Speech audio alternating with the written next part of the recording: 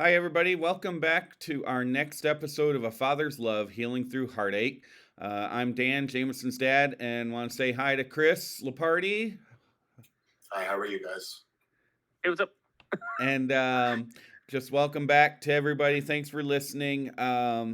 Chris and I do this show to just walk through our grief losing our sons. And lately, we've been just completely honored to have a bunch of different men on the show who are taking that next step to their healing and sharing their stories. So we are thrilled today to welcome Christopher Smaragdus. And as always, Christopher, welcome. Thank you guys. Thank you for having me. And as always, we're just going to turn it right over to you, Christopher, and let you tell your story about your daughter. All right, great. Again, thank you guys for having me. My daughter's name was Sophia Grace. She passed away August 23rd, 2021. She was 5 years old. She had a brother who was 3 at the time, and me and my wife. Uh, Me and my family, we were what I would call heading up the hill. We were just finished. Bills were looking slim. Housework was finishing. My daughter was going to a school down the block from my house, which we planned on years later, and we moved to that house. My son was going to her school. She was in at the moment, and life was in a good way, stagnantly happy. Weren't worried about much. And then one day on a Thursday, she got what we thought was a stomach virus, and still to this day, no one's really sure exactly what exactly virus it was, but she started vomiting and had diarrhea and stuff like that. So most parents, and they said it too, wouldn't have even taken the child to the hospital, but we just were still worried. So we took her to the hospital, and the first people that saw her still as well, they were like, she looks like she's sick, but we'll give you maybe an IV or something like that, get you guys out of here in a couple hours. And then another woman came and she was like, she's a child, she shouldn't be waiting for things, so let's move her into another room. They moved her into another room. The whole time, she was on my shoulder. I was carrying her. I carried her into the ER in my truck. She was a little lethargic, but we thought, she hadn't slept all night from having a stomach virus, and she was just tired. Nothing alarming. Didn't look pale. Again, we're not doctors, so anything that would show any signs, we don't know. We're just worried parents. So I remember even in the ER, they looked at us like we were being a little crazy. Like, guys, got calm down. He has a stomach virus, not a big deal.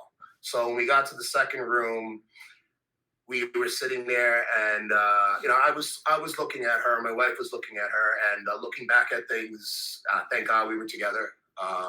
That was a moment that no one would have thought was going to end in about 20 minutes, but we were looking at her, and then she started to look really pale to our eyes. And I'm like, why isn't anybody coming in and doing anything? So I started asking for help, and somebody came in, and she wound up soiling herself in the bed. And again, I was like, this is kind of alarming. Doesn't anyone think that's alarming? And they're like, no, this is probably just the stomach virus, blah, blah, blah. So they changed the sheets. They changed some stuff around her. And then we're sitting there, and my wife was looking at her, and she's like, Sophia, are you okay? She's like, point to daddy.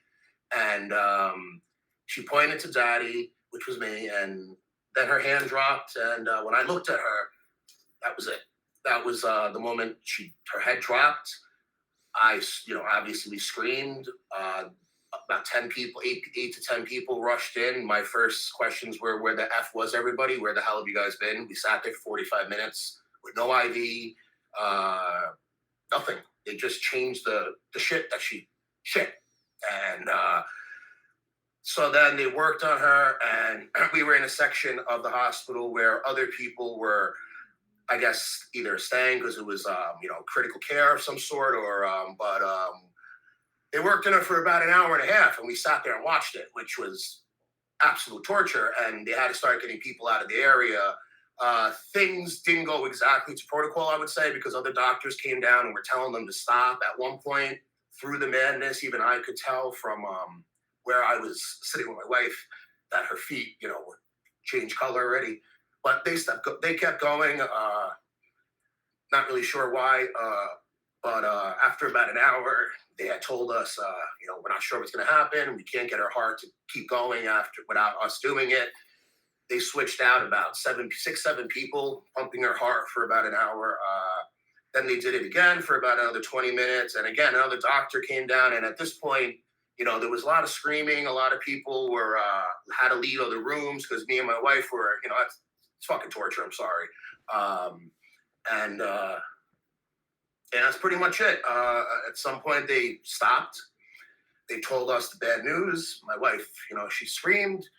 Uh, I screamed as well, and then we walked into another room, and the rest is what a lot of us know as to numbness. I had to drive out of there with my wife. I dropped her off at her parents' house. I drove home. Luckily, she had already preemptively called friends who were waiting for me at my house, so they walked me in. Then, during all that, we other family members came and stuff like that, and the numbness kicked in, and we didn't have a traditional funeral. We just had a celebration of life, as some people do for their children. We did it at a park where we let butterflies out and stuff like that. Lots of people showed up. She touched the lives of a lot of people for a 5-year-old girl, but yeah, that's pretty much it. Uh, you know, uh, Unfortunately, with something like that, doctors really couldn't give many answers. It's one of those things they said. I remember one of the clearest things I remember is in the hospital. At the time, this was when COVID was still big. So one of my first questions was, is it COVID related? He was like, no, I don't think it is. We'll check into it further, but we already did some tests. No, and he's like, I hate to tell you this. He's like, but I've seen healthy random people walk into the hospital with their families and me have to walk back out and tell their family that he didn't come back out. He's like, things like this happening. He's like, I know you don't want to hear that. He's like, it's just at this very moment as a human to a human, I have no idea how this happened. The quickness of it, the it was just something we've never seen. Even after months later, toxicology reports and further autopsies and stuff like that, people were still pretty just this still wasn't the clearest answer as to how exactly it happened. We can rule out any kind of like she didn't eat anything, it wasn't COVID, but then not something inside just I don't know gave and it was crazy. I have people that work in the hospital. I did hear most of that staff like had to take a leave of absence. I'm sure it was heartbreaking for them too. You don't expect that. We certainly did not. Like I said, we were at literally like I think me and my wife like went to like a gym the day before. We were like high fiving, like yeah, right, life's about to be good again. Like things just looked really great. And that was it. The next couple of months, I describe it as like I call it the life before my daughter, life part one, and then life after my daughter, life part two. So I consider like a part of most of me just changed, died, whatever the word you want to say, and I became a child again. Like friends and family had to sleep over. I was like, oh, you guys got to sleep over. Everyone's got to sleep over. I went through a couple of weeks of it, but it was the support mainly. You just needed somebody there because I was used to my daughter being there. She, at 5, you're very connected with your child.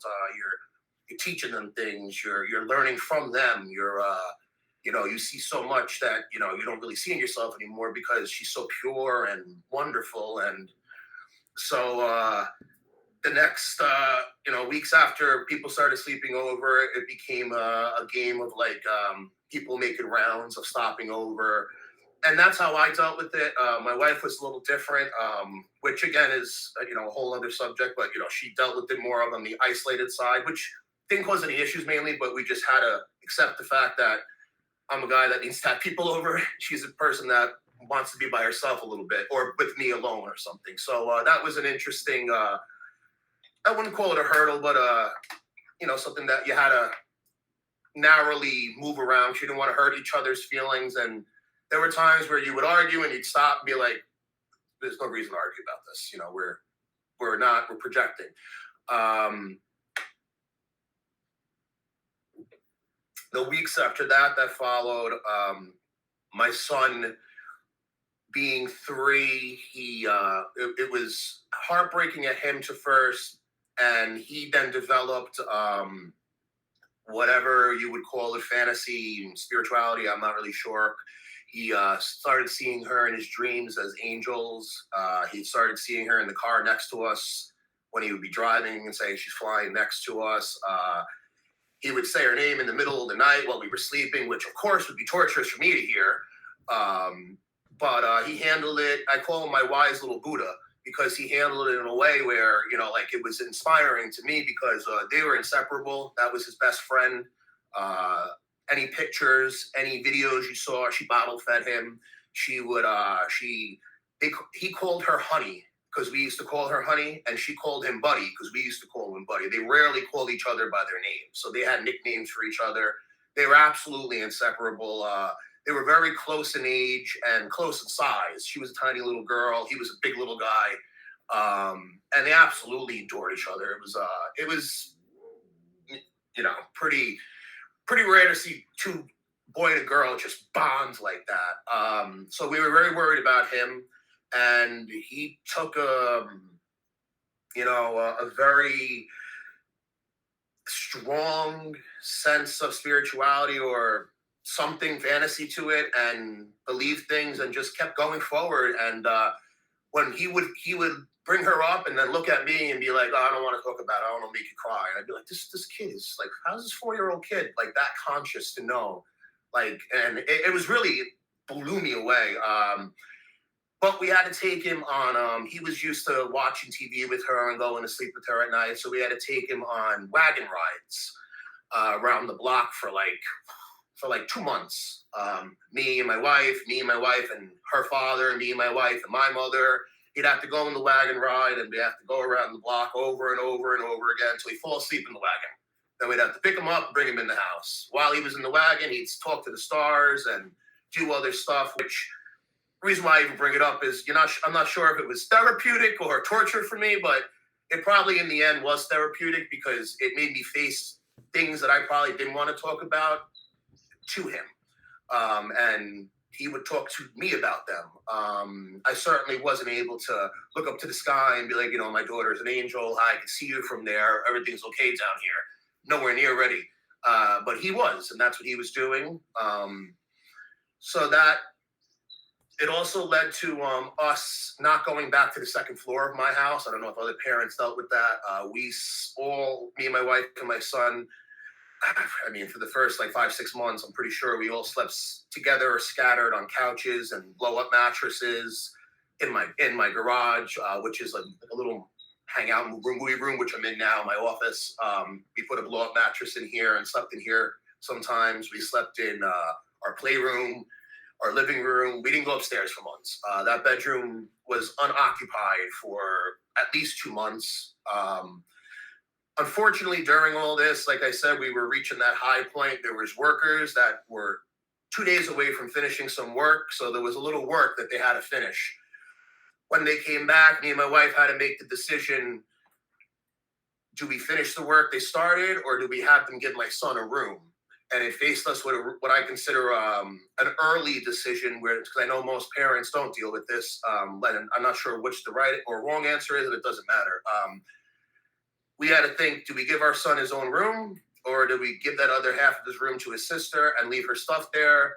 And we asked my son, who again, I call him my wise Buddha. He's like, listen, I'd like you to leave some stuff, but I'd like my own room. And he said, I think Sophia would be okay with that too. And we made the decision, which was, again, heartbreaking and probably premature, but we had to go through all her stuff, all her clothes on the second floor and put some stuff away and move some stuff around. We made parts of the house shrine-like, which, later transitioned to, what I call grieving, mourning, and then remembering. The grieving part, we were just keeping on to everything. And then the mourning part, we were trying to save everything and look at it and idolize it. And now in the remembering part, you don't need 20 of her toys on your desk to remember her. There's just certain levels and stages you go through. At least we did. So we went through what I call the mourning part, and we would look her toys, look at her stuff, go through, would cry, put it in a crate, and not really put it away. They worked on the house, and my son got his own room, which I call almost like the fast pace or like boot camp training of grief, because you really could take your time with that otherwise if you didn't have housework being done. You could take weeks, months, years if you really want, but we had months. We had a month. So within the end of December, from August to December, they were working on the house, and by January they were done. And my daughter's room was pretty much gone in a sense. But my son kept so much of her stuff around and would keep her toys around that we felt very much connected to her. There's a lot of pictures of my daughter from her celebration of life that were made, and people gave us, people sent us. So we didn't hesitate to put them everywhere. Some people I know don't have pictures out. I know some people put little pictures out. We went the other route where we just put tons of them out, where the pain of seeing her face wasn't terrible the 150th time, if that makes any sense. The first 149 times it was heartbreaking, but on that 150th, at least you could sit there and maybe give it a kiss or talk to it and just have some composure. Again, I call it a boot camp training of it, because you didn't need to go through it as fast as we did, but we kind of didn't have a choice. And it was better for my son, I think, especially with the strength he was showing. I'll be the first to say, being not that I'm famous, right? Like being a musician that likes to play guitar, I was the most emotional. I would cry the most. I would tear up the most in front of them. Family was very worried about me. So, and not that they weren't worried about my wife, but she's a strong woman, and she comes from a family of two. I come from a family of five. I'm the oldest, so I had a little training with raising my three brothers and a sister. So, connection with me being a father was immediate. Like, I was absolutely obsessed with my daughter. People would say it all the time. Like, I would leave work and be like, I'd lie and be like, oh, I gotta go do something. Like, no, you're going to hang out with your daughter. And I just like absolutely obsessed with her. Every night, pretty much, whether I was working or doing music or whatever was going on, when it was bedtime, me and my wife would come in the room they were in, hanging out, or wherever we were, and I'd look at her and I'd say bedtime, and she would just put her hands up, and I'd lift her up, and I'd put her to bed. And my wife and my son would do it, and we go to bed, and we have this like awesome thing going, where we just felt like it was the closest thing to perfect. We're not rich people, we don't live in a mansion or anything of the sort, but we were happy with our little house, or our little life, as they say. And all that changed real quick. We went from a family of four to a family of five. Again, me being the oldest, I lost the oldest in my family. My father, who lost his father, my mother, who lost her only brother, her father, and her mother. So she's no one left in her family, immediate family. They say the biggest loss they've ever faced was my daughter. It was just so unexpected. And anyone that knew her, she was such a beacon of light and energy and happiness. Everyone that met her, that showed up to her celebration life, had a story, even to like the hall monitor at her school, who'd be like, oh, I remember your daughter. She was the one that whenever she'd go to the bathroom, she'd say dance party in the bathroom. And the woman loved her so much that she brought confetti one day and would bring confetti every time she'd go to the bathroom. And I was like, what kind of connection? She said it too. She was like, I absolutely loved your daughter. She was like, she came to the celebration of life and she was in tears. All her principals came, all her teachers came, her doctors came, like everyone that ever met her came. People from the town, real quick, just to go back to that, because I wanted to mention it, really pulled together. We're not a small town of any sort. It's not like we live in like in the Midwest, where it's a small community. We're in Oceanside, Long Island. People are pretty to themselves for the most part, but people really came together, and they put together this purple bow thing, where everybody in the town started getting these bows, and they put them all over the town, and they put them on the school, on the entire fence of the school that she was supposed to go to. That was down the block from her house. So for like the first 6 months, we would pass it, and it was covered in purple bows, which was, great to see, heartbreaking at the same time because she knew she wasn't going to go there. But a lot of people on her birthday, they came and they played music for us outside of our house. They did a lot. They did a lot of things just to show us they were there and that we weren't alone. People just would drop off food and purple things. My daughter's favorite color was purple. She loved unicorns, and everyone knew her as a musician. She was in dance school. She did a couple of dance recitals and stuff like that. So anything that was purple and music related was always sent to us. She reached as far as Italy, Ireland, Greece, Israel. All these people planted trees in her name. In Orion's belt, someone put a star in her name and stuff like that. And again, I'm only mentioning it because I don't know any of these people. I don't know any of these people I'm mentioning. I don't know any of them. The few people that I do knew that did any of that sort, they did the normal thing, or they came by and stuck and hung out with me every single day until I wasn't a shell of a man. But there's just so many strangers that knew her or heard of her or saw a picture of her and just were touched by her. And that always meant a lot because she would always tell us things like that. She'd always like, oh, I want to take care of you guys one day and be a famous singer because I'm a singer. And she's like, I want to be a famous singer because I'm not. And she's like, I want to take care of you guys one day. So we always found that, so sweet of her. And again, she was so sweet to everybody that there was just such a connection between, I guess, her and so many people. She always sang at the barbecues we would have with our friends and family. She has this song. It's on her prayer card as well from the funeral, from the ceremony of life. It's a song from the Wildebeest. It's called "I Choose You," and the song lyrics, which again, it's irony behind certain things. It's insane. It's about a woman, a girl who chooses a family, and she wants a family that loves her. And in the film, they don't love her. It's a cartoon. It's on Netflix. It's the sweetest thing in the world. But the parents are terrible to the kids. And she would always sing the song and be like, I choose you. I sing it to you guys because you don't treat us like that, like the family does in the movie. And of course, somebody got someone to sing it at the funeral, which was at the ceremony of life, which was heartbreaking. And every time it comes on, you hear it, but the words are so profoundly, coincidentally ironic. I'm not sure which word to use there, because some of the words are like, "I'm going into the light," but ironic stuff. So within some of the grief, we started looking for some hopes of signs and ways to start looking at the upside, which would be the next step I call remembering. We tried grief counseling. Me and my wife did it together. It went well. We did it for a while. After a while, we just looked at each other, and I swear, even the therapist was like, at this point, I think I'm dragging you guys through the mud. He's like, I don't even think we need to do this anymore. Not that it wasn't working. I just don't think he was equipped with handling the loss of a child. He never lost a child, and no matter what he would try to do, I could see it in his eyes.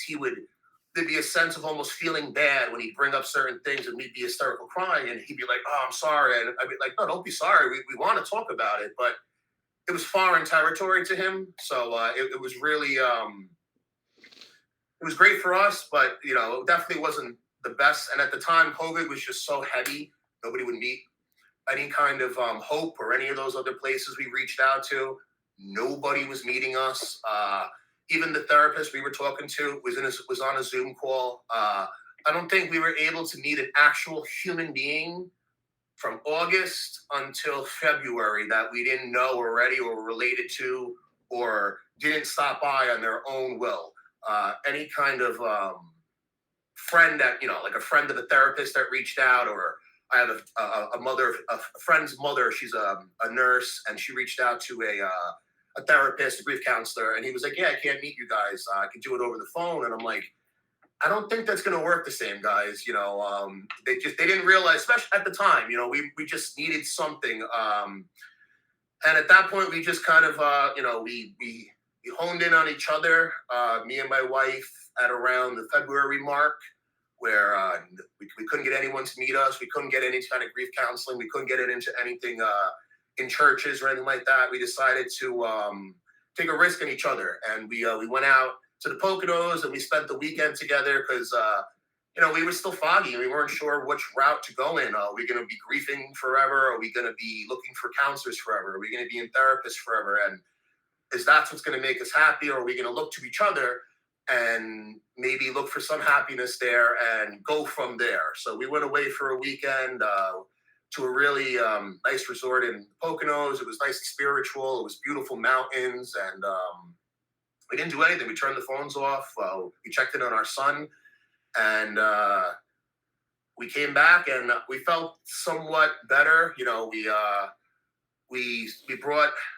I don't go anywhere out of state without my daughter's urn, so we brought that with us, and we just searched within each other to find something that, like I said, unfortunately, we weren't able to get from anybody else. And we came back, and we took the next step into going towards remembering, and we worked with our son as far as his grief. And to be honest, he really didn't have much. He was young enough where it was a fantasy spiritual thing. I'm not really sure, and he rarely cried. He would cry sometimes, and when he would cry, it would almost like he would prepare us. He'd be like, "All right, we're talking about Sophia. I'm going to cry now, so prepare yourselves because you guys are weak and I'm strong, but I'm going to cry now." And he would cry, and as the months went on, we became, as sad as it sounds, a unit of three. We had to hone in on the fact that I'll never forget one time my son, and I don't think he meant it as the way I took it, but someone was talking about everybody, about the children and me and my wife, and he was like, "Oh, well, Sophia's the most important." And I looked at him and I was like, "Why would you say that?" And he's like, "Well, Sophia's the most important. She's in heaven." And I was like, "You're both important. Don't think somebody's more important because you hear about her more, you see her more on the walls." I'm like, "It's only because we're grieving." And I had to give that talk to him because he's a little boy. He doesn't really understand. And even if he meant that positively, I don't want that to echo in his head for any sort of reason the wrong way. So we had to really become a unit of three, and we had to show him the importance of being a unit of three. And again, there's still photos of my daughter everywhere. We still talk to her as if she could hear us, and he's very sure and very strongly clear that she sees things and things of that nature. And we just had to hone in on that. And as weeks went on, friends started showing up less. I'd say by the time summer came, the 20, 30 friends between me and my wife that would come over on a daily basis, on a weekly basis, probably down to one or two. And that's just what happens. Nothing against any of them. That's just what has to happen as a healthy way. And I was the first one to go back upstairs. I slept upstairs alone for the first couple of nights. It was rather, mind bending, but it was something that had to be done. And then slowly but surely, weeks followed. We all made our way up there, and 2.5 years later, we're all up there now. My son's about to go to the school that my daughter was supposed to go to, which is down the block from our house at the end of this school year. He's in kindergarten now, so he's going to start first grade like she was. It's at first we really couldn't hang out with families and be around people with daughters. I mean, I'm sure people went through the same thing. It was just hard at first, which I profusely apologized to for people. And they didn't need the apology, which most of them said. But I had to make sure. I'm like, please don't cut us out. We still want to be included in things. Just right now we can't be. And I know I told you I could come, but I'm in my room right now crying, so I cannot come. I'm going to be honest, so at least you know I'm not lying. I'm not in the backyard like playing golf or I'm telling you I'm not coming because I can't make it mentally. Um, and slowly but surely we did those things. The first holidays were very isolated.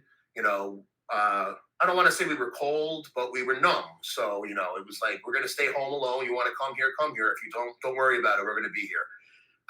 And people came, and then after a while, like I said, I made the realization. This got to get back to the real life and the real world, and family's still out there. They're still waiting for us. They're not always going to come to you. And we started doing things again where we started going back out to hang out with people and their daughters. We threw my son his party in October that just passed. That was his real first big birthday party he's had since my daughter and him shared a party, which was their last big birthday party. And we brought a picture of her. It was on the table next to the cake. We make her present in everything. She's always present in all the prayers. If we say, and I'm not that anyone's religious, but if you just say things, we always include her in things. We just, we had to go forward instead of staying, a little stagnant. And I started doing music again. My wife went to work real quick. She found it therapeutic to go back to work. I needed an extra few weeks. That's just the difference between certain people. But I'm happy to say now at this point in March 2023, we're a pretty strong unit of three. We now attend anything that's offered to us if we can. We don't nothing's it's hard. Everything's hard. I call it living with a tent. Instead of living, I'm sorry, living with instead of living in a glass house, I call it we live in a tent now. And if a gust of wind comes at any moment, I got to sit there in front of everybody and put my tent back up, and everyone's got to sit there and watch. And everyone, that old saying, like living in a glass house. I wish I still lived in a glass house. I live in a tent where if you say something about something that hits me the wrong way, I'm going to break down. I'm going to go in the corner. I'm going to step out. So this tent that I live in now, it sucks, but we go to things now in our tent. At least we're still showing we're being present now for our son to feel some sort of normality. For our friends to look at us and family look at us in some sort of normality and include us in everything, and not be like, maybe we shouldn't invite them to that. We don't want to bother them, or maybe we shouldn't call them today because like there's all those things. We were just trying to. We started noticing that hesitation, and which is nothing wrong with that. People that don't know how to handle it when you don't have what happened to us happen to them, and they try everything and anything. Sometimes it's the wrong thing. Sometimes it's the absolute right thing. But we had to figure out a way to have a normality back in order for life to keep going at a pace for my 5-year-old son to feel normal, to not think that somebody's more important than him, or that we're thinking about somebody more than him, or that other people are thinking about somebody more than him.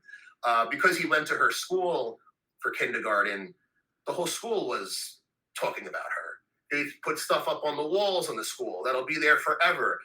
They planted a tree in front of the school for her. So every day he would go and see the tree and say good morning to the tree. And, but again, as a child, you have to think like, wow, it's a lot of stuff happening for this person. She must be important. And we just wanted things to be a little clear for him. 5 is a very pivotal age. And, it seemed that it was important to become a unit. Not to say that we don't fake it a lot for him, but he seemed stronger and happier when that unit of three became a unit of three. And, things have moved smoother since then. And, it seems that like I said, in March, we have what I call the morning is every day, every morning is a good half-hour cry. And then every night is a good half-hour cry. But I keep the tent pretty strong during the day. And if anybody throws a rock at it, I'm like, no. I'm like, take it easy. I can't, not right now. I also call it a faucet. I'm like, I have the faucet really tight. I'm like, if you open the faucet, I can't control when the water is going to stop. And so I go through life pretty cautiously now. Certain things I can talk about, certain things I can tighten up about, certain things I cannot talk about.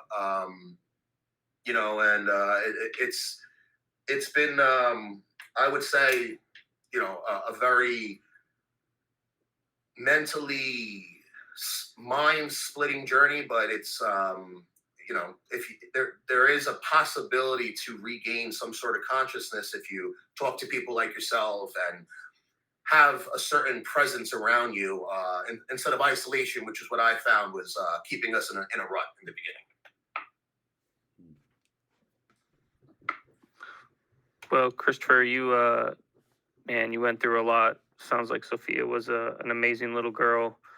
You definitely threw some stuff out there that really hit me right away as I was listening to you talk, and I like your grieving morning, remembering how you said that. I clearly remember doing the same thing, so it's just it really jumped out to me when you said that, and just now when you're talking about with your son, how a lot of grieving parents, my kids were the same way when we lost our son. At first, they were upset, but they seem to bounce back a lot quicker than we do, right, as parents.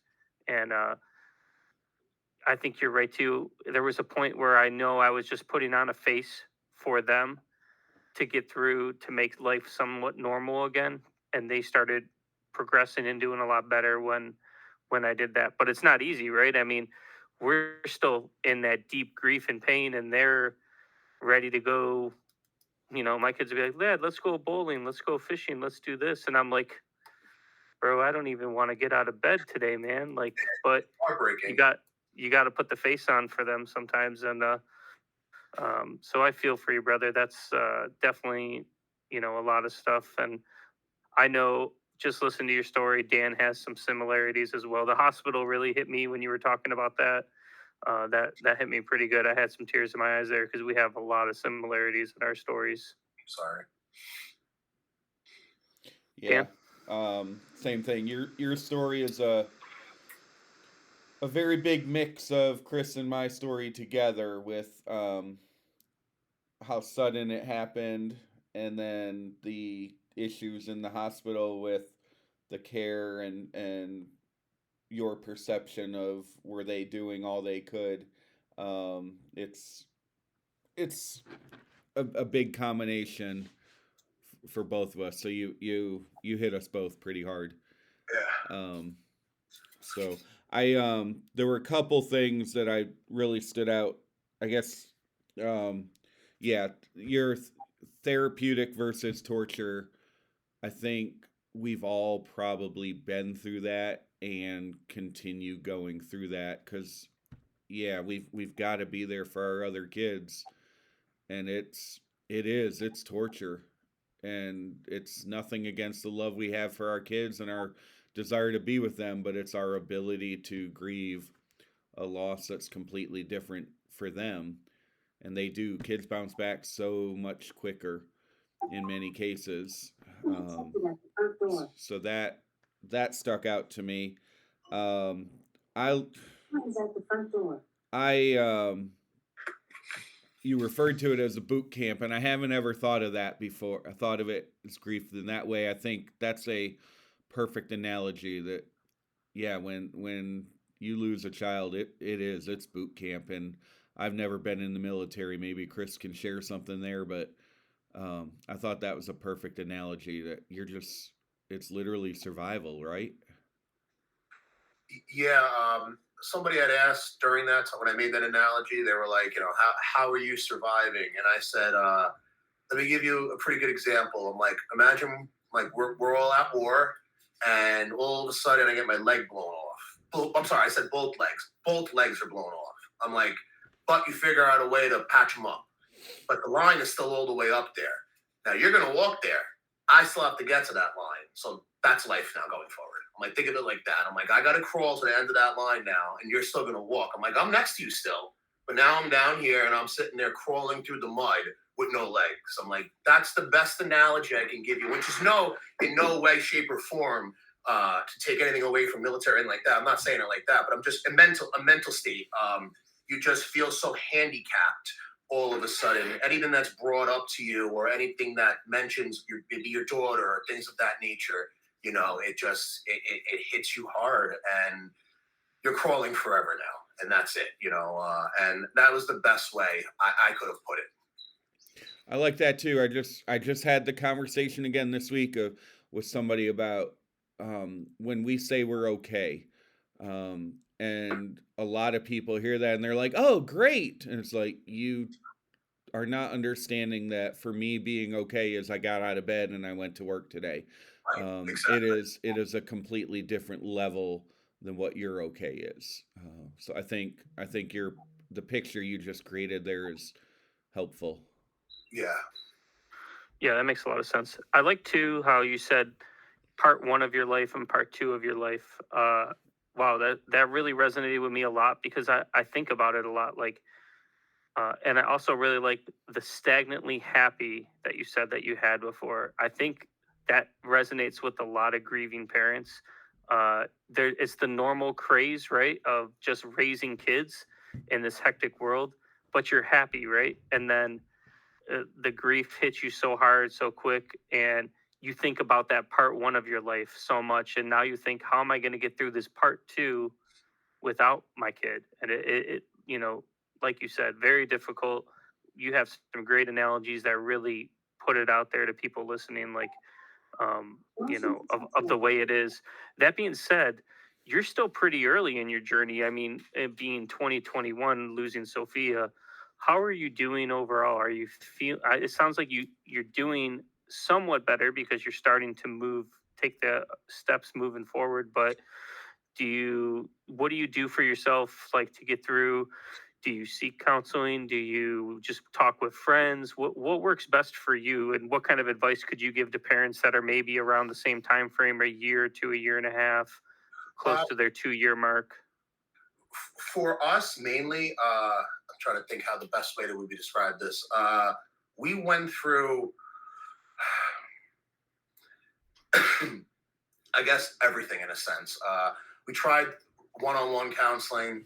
We didn't find that too helpful. We tried a counseling together where me and my wife sat in the same room together, just like this, and that worked at first, just to talk to somebody, and just like even talking to you guys today.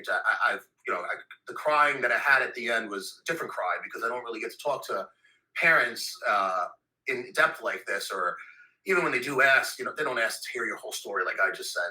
So talking to someone who knew a similar pain certainly started to help once I got past being completely numb and just wanting to not think about anything. In the beginning, memories were painful, pictures were painful, which is why I put the pictures up. And for the first year, every time I look at them, I look back and cry. But I wanted that to transcend into not forgetting. And then by people bringing her up all the time and looking at the pictures, I would not forget. And then after therapy kind of ran its course with me and my wife, I then turned to one-on-one time with friends. I said it earlier, I became a child almost at the beginning where I wanted people to sleep over. Like, please stay here as long as possible, just so I could talk to you. I found the form of expressing and saying her story, people asking some questions, just getting it off your chest, getting it out of your head would help. The unloading really helped. So my friends and my family, I have to give credit where it's deserved here. They put a group chat text together, and they would text each other, and each person would take runs and turns, come by my house. Hey, they knock on my garage door. Hey, what's up? Hey, hang out with you for 3 hours. I'm like, oh, great. And and they're like, all right, we'd sit, we hang out. I gotta go home, man. I'd be like, oh no. They'd be like, no, don't worry, man. Brad's here. And then he'd come in and I'd be like, oh, that's great. And I mean, till 11:30 at night. I mean, they would sit me in that black chair right behind me, wait till I fall asleep, go out the door, and I'd wake up from the door closed, and they'd hear me be like, oh, you're awake? Don't worry about it. I'll hang out a little longer. Like, my friends and family really took turns making sure we were okay. People slept here, people lived here, people would come with food, they would feed us. I stopped cooking. I'm the cook of the house. I stopped cooking. We started ordering in, which was not the healthiest thing to do. So people started making home cooked meals and bringing them to us. They would start I would catch like my wife's friends start doing our laundry. I'm like, hey, listen, I do my laundry, but like you would just see them going out of their way to really try to help you. They started doing our dishes, and I'm a person that likes to do a lot on their own. Just being the oldest of five, you take care of things. So seeing it at first was like, don't worry, but please don't do it. But then I took a step back and I was like, wow, the amount of support is immense. These people have lives. These people are, I'm 39, so we were all 37, 36, 35 back then. Kids, full-time jobs, lives. They use vacation time. They use personal days. My sister didn't go to work for 2 weeks. She stayed over my house. My brother didn't go to work for 2 weeks. He stayed at my house. People really just showed an insane amount of support. So that helped, but more the talking to people really helped me feel okay at the end of the day, because what I found hard was not talking to people and sitting in my room or sitting with my wife alone and isolating myself a little bit in the beginning. By not saying anything, your story and your emotions and your words were bottled up inside, just spinning around, and your wife doesn't want to hear it because she's going through the same thing, and I don't want to hear it because I'm going through the same thing, and your son can't hear it because he's a child. So speaking to people was the best thing. That just therapeutically made the biggest difference for me. I think it helps anybody to not feel alone and not feel isolated at a time where you feel like there's a microscope on you from like somewhere, and you're wondering why this is happening to me, why this happened to us. People probably, do you deserve it? Did I do something bad? Is this something from a last lifetime? All these questions that start rolling through your head, and you're like, just what the hell could I do? And in the end, it was to talk, just to talk to people, whether it be a therapist, whether it be to a friend, whether it be to a grieving parent. I found it just unloaded. I would take breaths and just feel a weight lifted. And then I also thought telling my daughter's story was another way of her being remembered. When you talk to people about it's her name again. It's her memories again. Things come back to you again. Senses enhance again, and you remember something, and you smile to yourself, or you cry to yourself, and there's a little bit of like tremendous grief, but happiness within that, because you're bringing up something that hurts you so much, but now you're telling it to someone in a way where I would never call myself a survivor of anything yet, because I'm nowhere near done. But you're like, it's like I'm still here. I'm still here. I'm still trying. I'm still crawling on the field. I'm still trying to make it to the end. And if I could still try and do it, and hopefully anybody could still try and do it, as long as people just keep talking to each other and keep that universal love language of this. It's important. Yeah, you're saying some things I think are super important. When I went through therapy one time. I went to one session. The lady was phenomenal, but she hadn't lost a kid, so I knew for me right away it was not going to help me. I found 2 or 3 guys at my church who, although they hadn't lost a child, I could talk the same way I could to the woman, and whatever it was, I just had that connection and that safety with them. And that was my therapy. I know Chris has gone through a lot of therapy and still does attend a lot. So it's an individual thing for everybody listening. The key is you got to find somebody to talk to. Yes. And it doesn't matter who that person is. If it helps you release your hurt and your pain and your stress and everything in a healthy, productive way, that's what matters. You said you've talked about your wife, and you said at the very beginning that one of the times where you two started going at each other, and you were able to stop each other and say we're just projecting, and that's huge. The ability to talk to people in healthy ways, whoever it is, and it's different every single day potentially, and it's different for what are you talking about.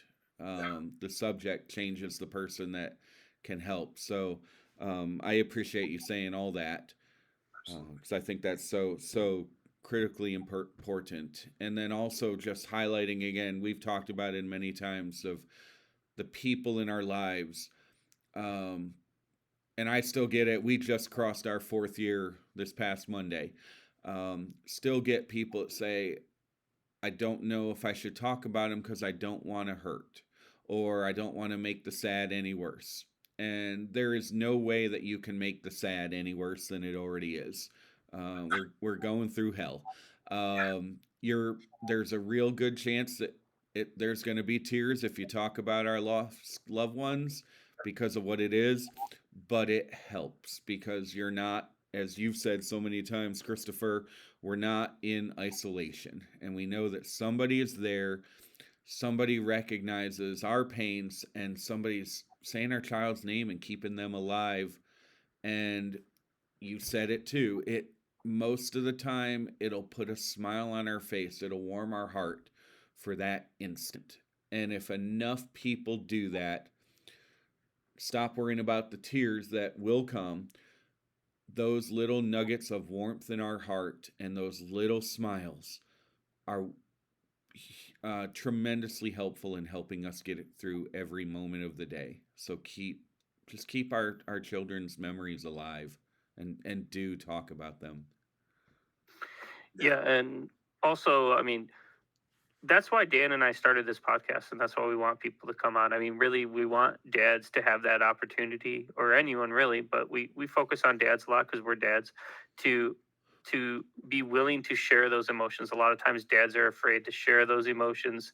Just kind of builds up over time, makes it worse for the whole family. So, if you're having any kind of concern and you haven't talked to anyone yet, you can talk to just me and Dan, or even Christopher, or any of us, and we don't have to record it. We don't have to broadcast it. If you just want to talk, just to start, trust us, it's gonna help a lot. I mean, I'm coming up on my 3-year mark of losing Mason, and yeah, I'm sad. There's no doubt about it. I'm sad, but I know if I wasn't talking with one of my best friends, Dan, here, or with all these other dads, and talking about Mason's story as often as I do, I'd be a lot worse. So you can definitely come on, or reach out to anyone. Uh, any of us, if you're thinking about, hey, what's a good way that I can maybe start this process of healing and starting to live a positive life uh, for my family, in that part two, like Christopher talked about, because our kids and our families, they still need us too. So we don't want to be sad forever in that sense. So Christopher, why don't you wrap us up here and tell us, we've gone through the painful part of your story, and like we just said, anything you say is going to be have an element of pain. But tell us, wrap us up with a couple of the best Sophia stories, or the hope she gives you, or whatever you want to do. But wrap us up on some of the positive things that are going to put tears in your eyes, but smile on your heart. When there's a big picture that I have up in this room. It's over there. It says it's her holding a big world, and in the heart of it, in the middle of it is a heart, and the words say, "The future of the earth is in my hands." And at first, I was upset that they chose that picture to put at the celebration of life because she had passed away. And I was like, the future of the earth is not in her hand. The hell's wrong with you guys? I was really upset about it. It was like a big thing. And ironically, that's the picture that's next to where I sit every day when I'm not at my desk. It's where I watch television. It's where I'll have a meal sometimes. It's a counter stool. So that picture made me realize that you don't have to be here to change the world. I'm a musician, so I remember thinking of guys like famous musicians that were here for a couple of years, and we still listen to their songs. So I thought about how many people she knew while she was on Earth, and then I thought for a second how many people she touched after, and the amount of people went from like the 100 to like thousands, and that really like opened up a door to me, just to think that like you said, like keeping a memory alive, you're keeping somebody almost eternal in a sense, because you're bringing them up all the time and you're bringing them up to another person. You don't know if that other person is going to tell another person. And that's why talking to somebody was so important. And every time I look at that picture now, it's the picture I kiss every day. It's the picture I look at every day. It's literally like 3 feet from my face when I'm sitting in a chair. It's about 3 feet big too. It's a pretty big picture. But it's to remind me that what you could do in a short amount of time could really inspire such, comfort for other people. Every time I've told Sophia's story, it's brought tears to people's eyes. Anyone that's known her, they've told her story now to lots of other people.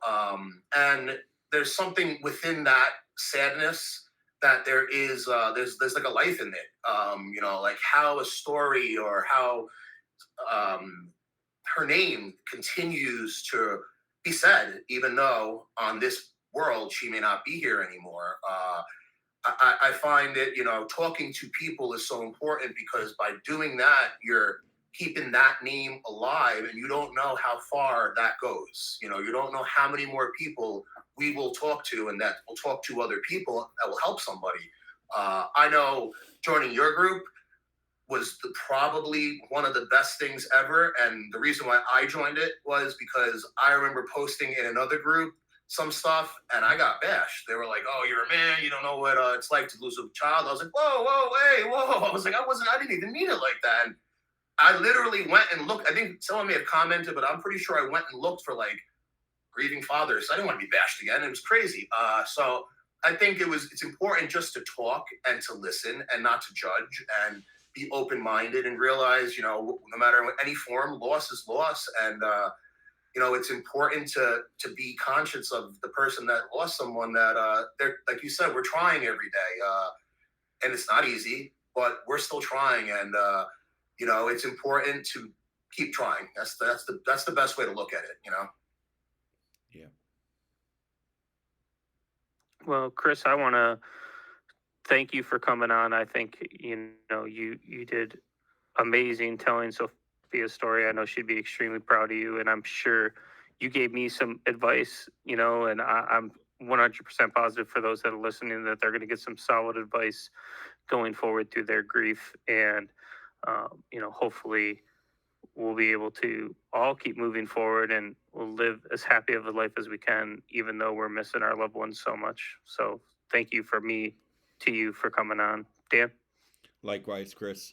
Before we wrap it up, are you able to move and show us that picture? Yeah. Hang on one second. Let's see how I can do this. Or if you have any other picture to show us your beautiful little girl. Oh yeah. You know what? Let me. Whatever works for you.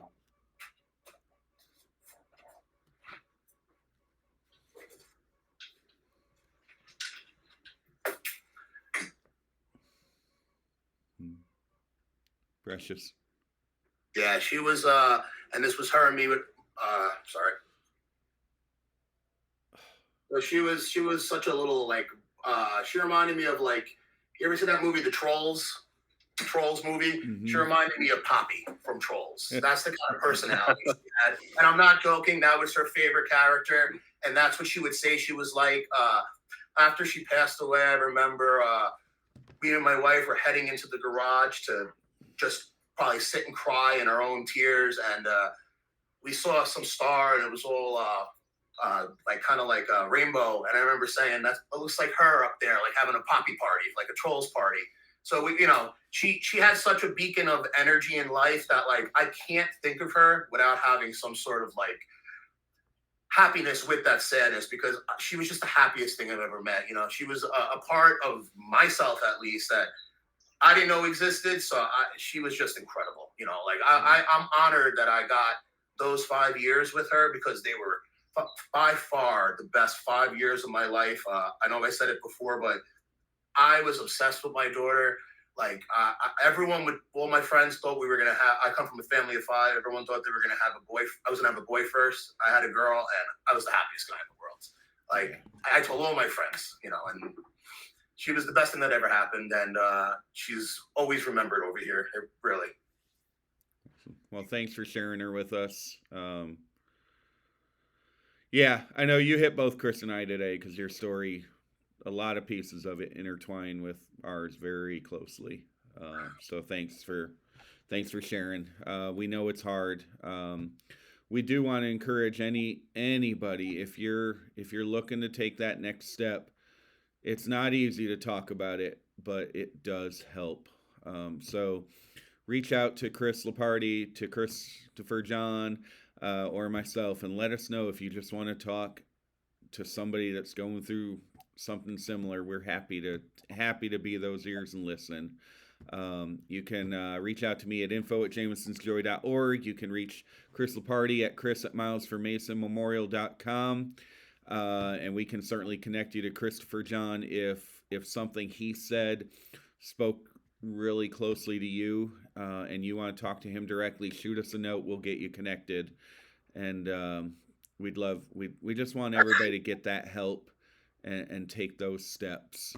So, but with that, we thank you all for listening. Christopher, we thank you for sharing Sophia with us. We're sorry. We always say it. We're sorry that we have to meet this way. We wish it could be so much different, but it's an honor to meet you and hear your story. And you're one of our brothers now. And when we stop recording, we're gonna get all the infos because we're in a club that we're tight and we're there for each other. And you're one of us now, buddy. So I appreciate it. Thank you. So thanks to everybody for listening, and we will see you next time on A Father's Love, Healing Through Heartache.